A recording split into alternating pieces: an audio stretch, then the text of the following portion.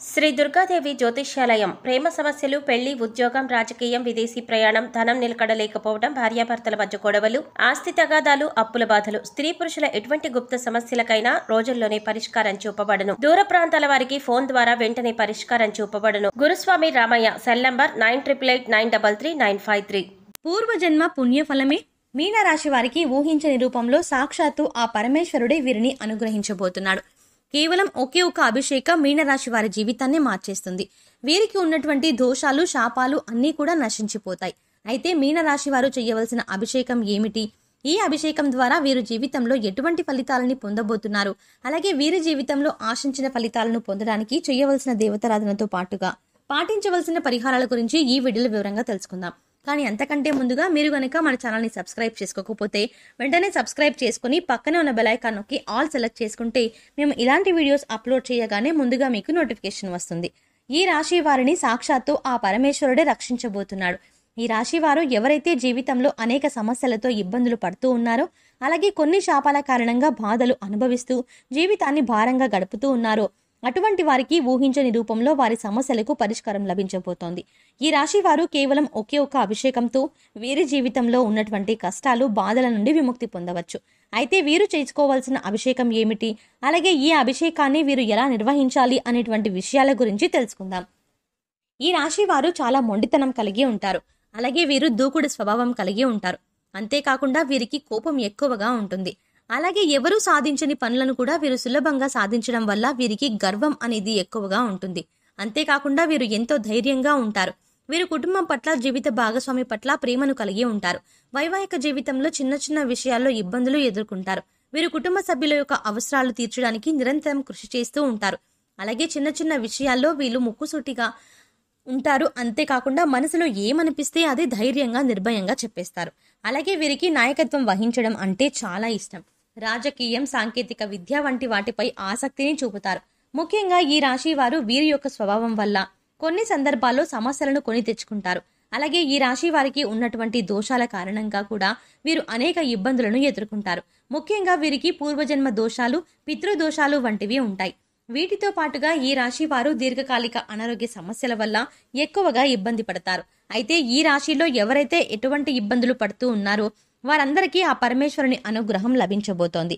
కేవలం ఒకే ఒక అభిషేకం ద్వారా మీకున్నటువంటి బాధలు, కష్టాలు, శాపాలు, దోషాల నుండి విముక్తి పొందవచ్చు. అభిషేక ప్రియుడు అయినటువంటి ఆ పరమేశ్వరుడు 12 జ్యోతిర్లింగ రూపాల్లో ఈ భూమండలంపై వెలిశాడు. ఈ విధంగా వెలిసినటువంటి 12 జ్యోతిర్లింగాలకు అనేక విధాలుగా అభిషేకాలు నిర్వహిస్తూ ఉంటారు. ఒక్కొక్క అభిషేకానికి ఒక్కొక్క ప్రాధాన్యత ఉంది. అయితే లింగ రూపధారి అయినటువంటి ఆ పరమేశ్వరులకు ఏ విధంగా అభిషేకం చేయాలి, అలాగే అభిషేకం చేయడం ద్వారా ఎటువంటి ఫలితాలను పొందుతామో తెలుసుకుందాం.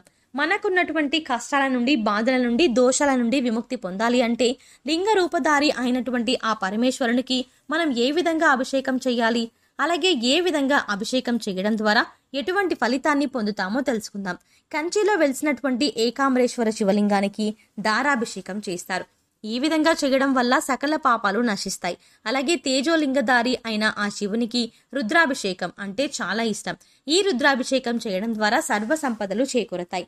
అలాగే చిదంబరంలోని చిదంబేశ్వరుడికి శతరుద్రాభిషేకం చేస్తారు. ఈ శతరుద్రాభిషేకం వల్ల కుటుంబ అభివృద్ధి జరుగుతుంది.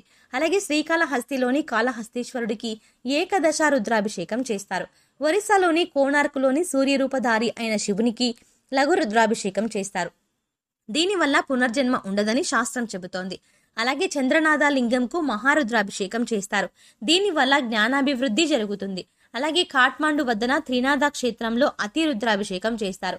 ఈ అభిషేకం వల్ల అఖండ పుణ్యం, ముక్తి చేకూరుతుంది. అలాగే శివలింగానికి ఆవు పాలతో అభిషేకం చేయడం ద్వారా సంతాన ప్రాప్తి కలుగుతుంది. అంతేకాకుండా బిల్వపత్రం ఉంచిన నీటితో అభిషేకం చేయడం ద్వారా ఆయువు, ఆరోగ్యము, అభివృద్ధి చెందుతుంది. అలాగే స్వచ్ఛమైన నీటితో అభిషేకం చేయడం వల్ల సకల వర్షాలు కురుస్తాయి. కొబ్బరి నీరు, తేనె, పండ్ల రసం, చెరుకు రసం, నెయ్యి లాంటి వాటితో అభిషేకం చేస్తే సకల పాపాలు నశించి ఆరోగ్యం, ఐశ్వర్యం, వంశాభివృద్ధి జరుగుతుంది. అంతేకాకుండా శివ పూజా మహత్యంలో చాలా విశేషమైనటువంటి ఒక అభిషేకాన్ని గురించి వివరించారు. అదే సహస్ర ఘటాభిషేకం. ఈ సహస్ర ఘటాభిషేకంలో 1296 కలశాలతో అద్భుతంగా శివునికి అభిషేకాన్ని నిర్వహిస్తారు. ముందుగా ఈ అభిషేకానికి 1296 కలశాలను సిద్ధం చేసుకుంటారు.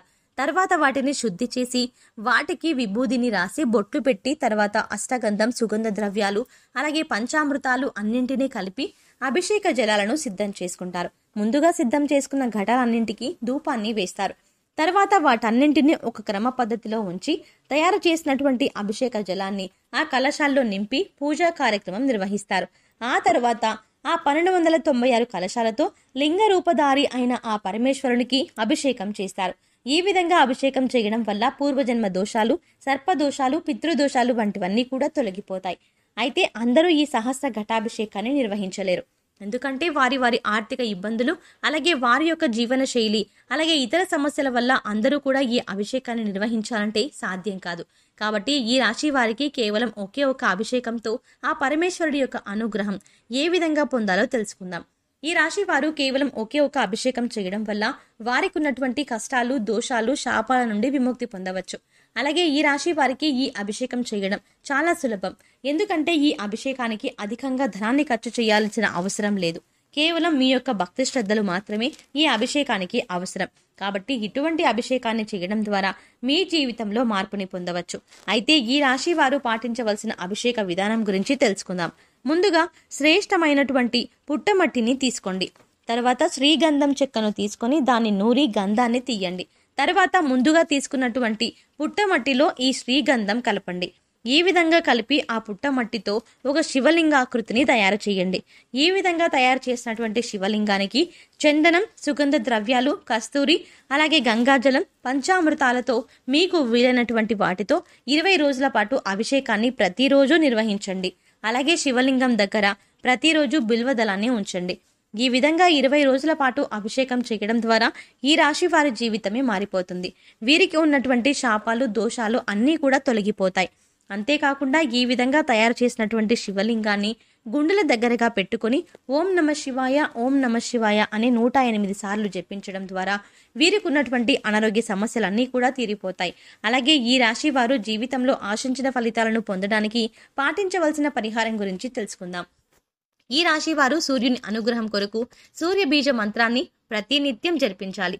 అలాగే శునకాలకు అంటే వీధి కుక్కలకు ఆహారాన్ని అందించాలి. నలుపు, తెలుపు రంగుల్లో ఉన్న కంబలి దానం చేయాలి. ఉలవలతో చేసిన ఆహార పదార్థాలు పేదలకు పంచాలి. ఉలవలను నీటిలో నానబెట్టి గోవులకు తినిపించాలి. అలాగే మంగళవారం నాడు ఉపవాస నియమాన్ని పాటించడం, సుబ్రహ్మణ్య స్వామి దర్శనాన్ని చేసుకోవడం శుభ ఫలితాలను ఇస్తుంది అని చెప్పవచ్చు. సో చూసారు కదండి, కేవలం ఒకే ఒక అభిషేకం ఈ రాశి వారి జీవితాన్ని ఏ విధంగా మార్చేస్తుంది. అలాగే ఈ అభిషేకం ద్వారా వీరికి ఉన్నటువంటి శాపాలు, దోషాలు ఏ విధంగా నశించిపోతాయి వంటి విషయాల గురించి ఈ వీడియోలో వివరంగా తెలుసుకున్నాం కదా. ఈ వీడియో మీకు నచ్చినట్టయితే లైక్ చేయండి. మీ ఫ్రెండ్స్ అండ్ ఫ్యామిలీ మెంబర్స్లో ఎవరైనా మీనరాశి వారు ఉంటే వారితో ఈ వీడియోని షేర్ చేసుకోవడం మర్చిపోకండి. ఇప్పటి వరకు మీరు కనుక మన ఛానల్ని ఇంకా సబ్స్క్రైబ్ చేసుకోకపోతే వెంటనే సబ్స్క్రైబ్ చేసుకుని పక్కనే ఉన్న బెల్ ఐకాన్ని క్లిక్ చేసి ఆల్ సెలెక్ట్ చేసుకుంటే మేము ఇలాంటి వీడియోస్ అప్లోడ్ చేయగానే ముందుగా మీకు నోటిఫికేషన్ వస్తుంది. మరో చక్కటి వీడియోతో మళ్ళీ కలుద్దామండి.